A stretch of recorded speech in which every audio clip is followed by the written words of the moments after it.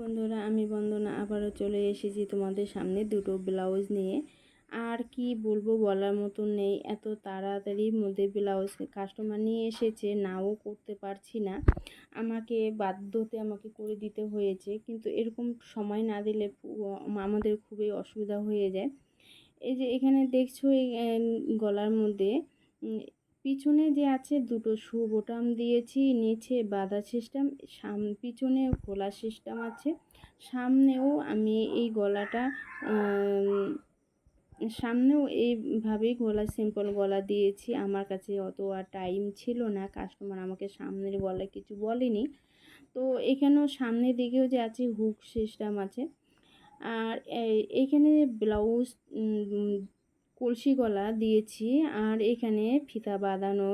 নিচে যে আছে এইখানে আছে হুক সিস্টেম। আর এরকম অল্প সময়ের মধ্যে সেলাই করতে আমাদের প্রচণ্ড কষ্ট হয়ে যায়। একদিনের মধ্যে কাপড় লাইনিং ধুয়ে কাটিয়ে সেলাই করা খুব আমাদের অসুবিধা হয়ে যায়। আরও কাজ থাকে, সেই কাস্টমারদেরও কাজ আমাদেরকে দিতে হয়। এই হাতাটা আমি দিয়েছি, এইভাবে হাতা ছিল ডিজাইন, এই হাতাটা দিতে বলছে, হাতাটা দিয়েছি। কাপড় অনেকটা কম ছিল, তো আমাকে শাড়ি থেকে কাপড় আমাকে কাটতে হয়েছে, কাটিয়ে এই পার হিসাবে আমি বসিয়ে দিয়েছি। আর এখানে যে লেস ছিল, লেসটাও দিয়েছি।